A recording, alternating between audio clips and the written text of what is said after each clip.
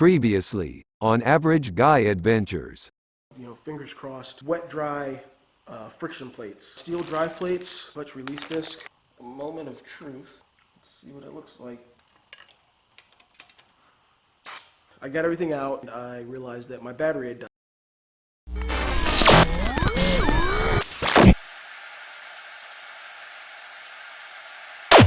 Hello and welcome back to Average Guy Adventures in the Average Guy Garage. This is episode number 5 of the Sportster XLCH build.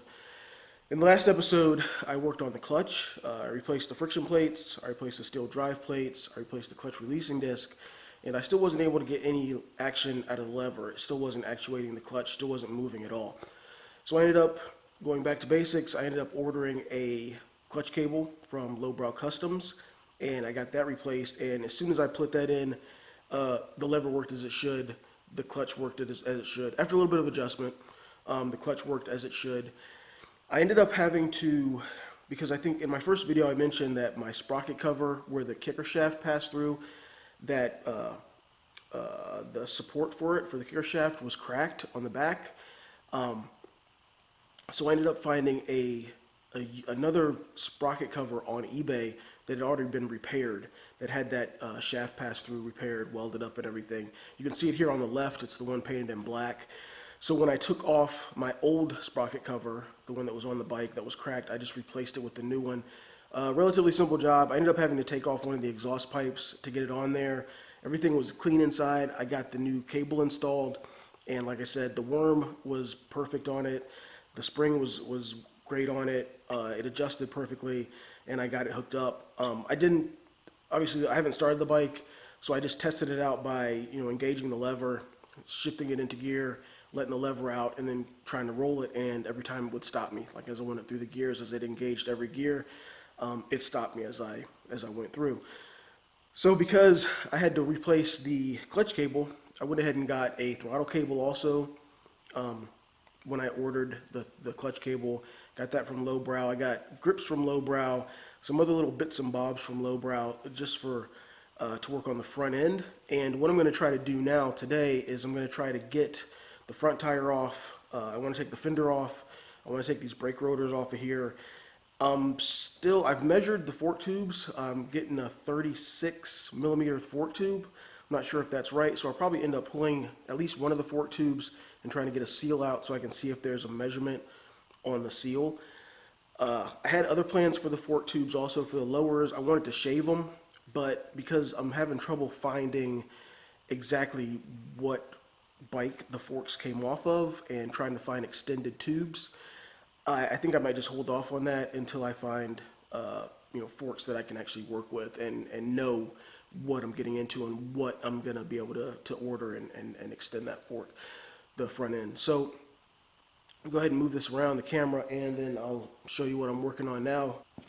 Okay, I'm not going to go into too much detail with what I'm doing and the socket sizes. It's pretty much just removing a front wheel, and because, like I said, this is not, I don't believe this is a Harley front end, so chances are whatever you're working on is going to be different and just won't transfer over.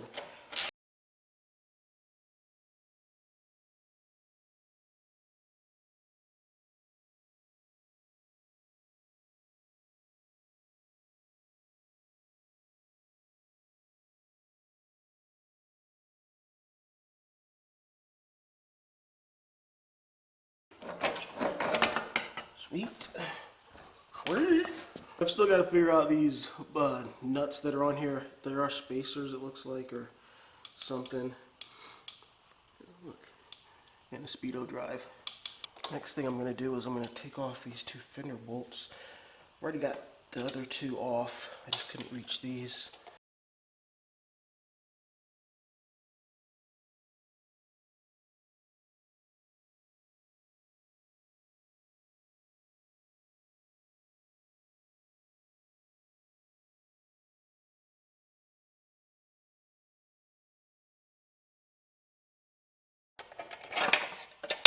Before anybody feels the need to flame me, I'll go ahead and put these back where they belong so they don't get lost. I was able to get the axle out of the wheel assembly.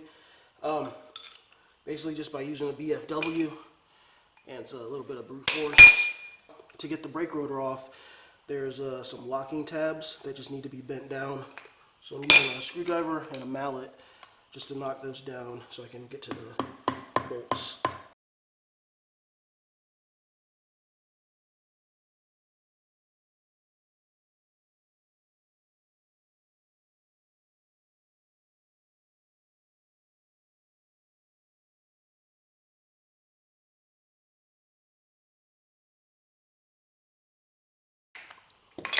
There's those, and now to get the bolts off. That'll go smoothly.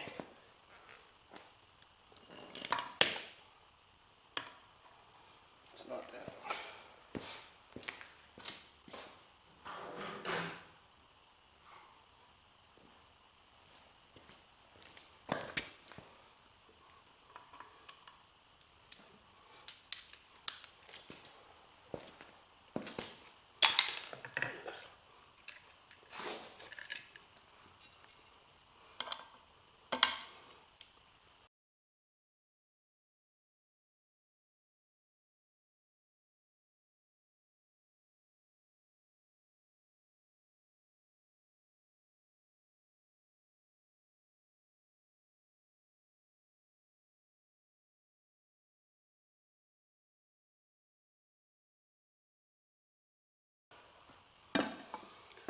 I'm looking for part number, something to help me figure this out. I got Minth, M-I-N-T-H, the number 6, and then Japan. And then on this side I have a funky little symbol and 2HR.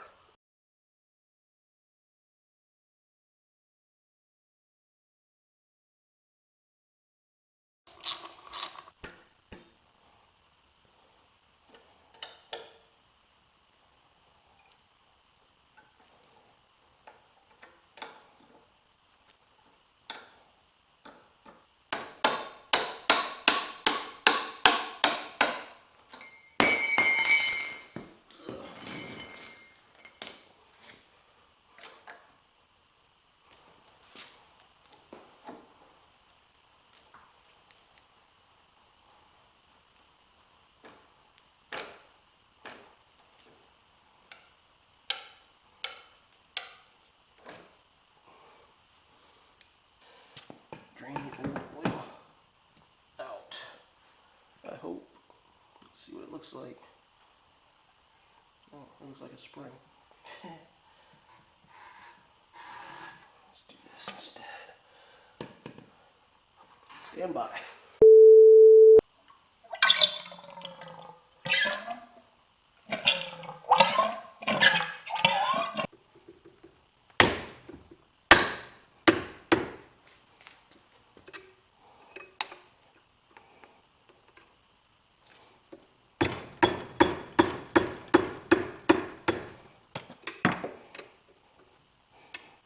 I've done about all I can with the front end.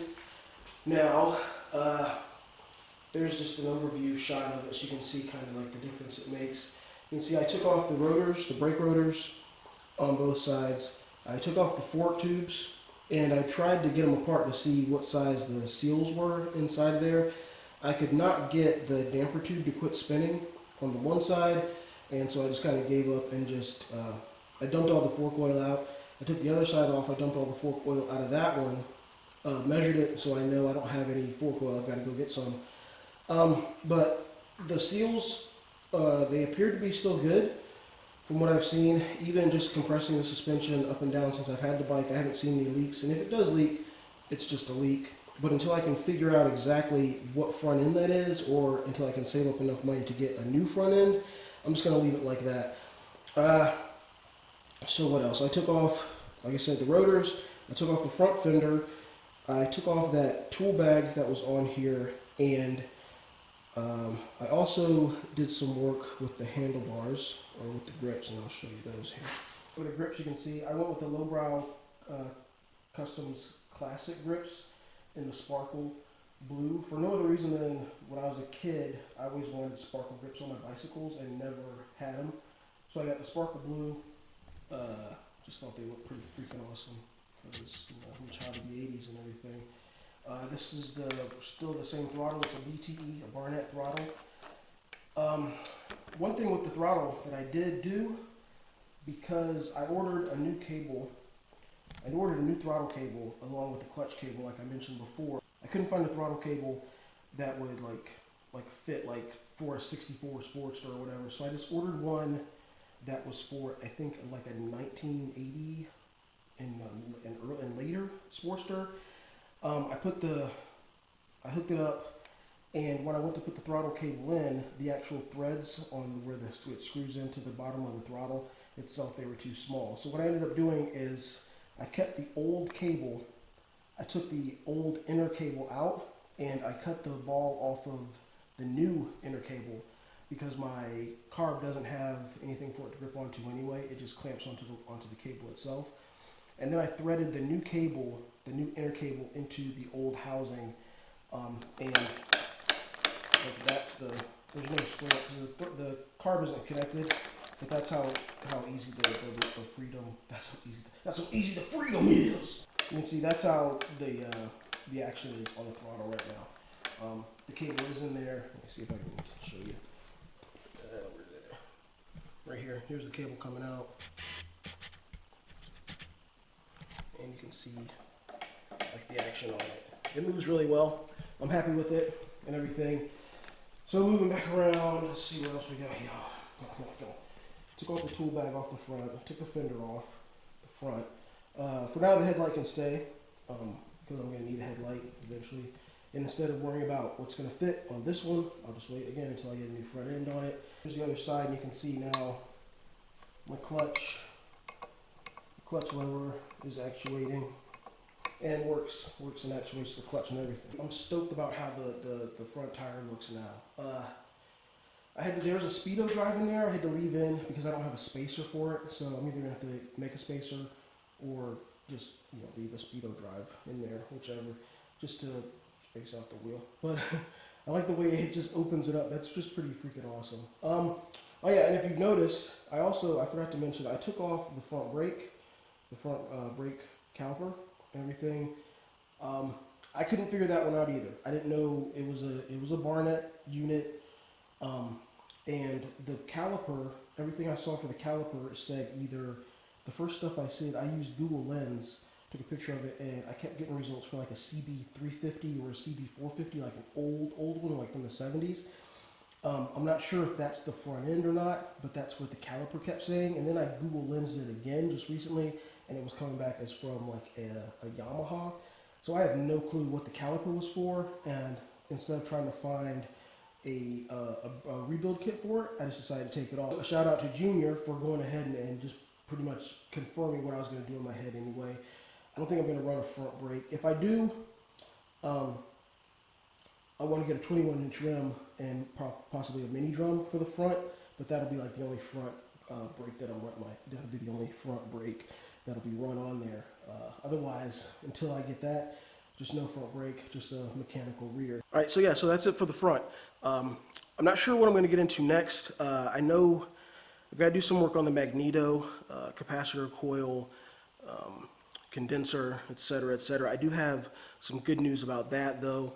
That like it'll hopefully save me. If you follow my Instagram, you'll see kind of what I'm hinting at.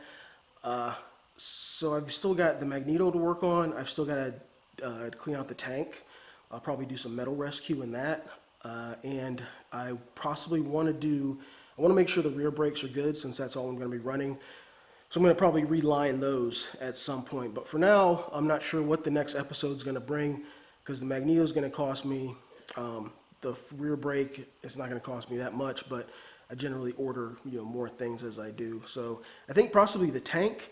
I've already got the metal rescue. I've already got a new petcock. I've got fuel line. I've got fuel filter. So that might be the next thing that I do.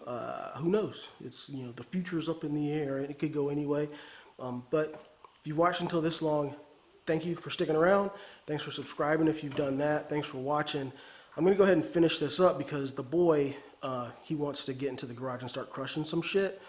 And he's been patient. And so I'm going to go ahead and let him, just start fucking shit up. Yeah. So thanks. See you next time. Boy. You know, All right, what you gonna be crushing? a spring. Springs don't crush. No. And what else? Plus this guy. That guy? This guy. So soon after Veterans Day, I too. know this guy. Like, absolutely no respect.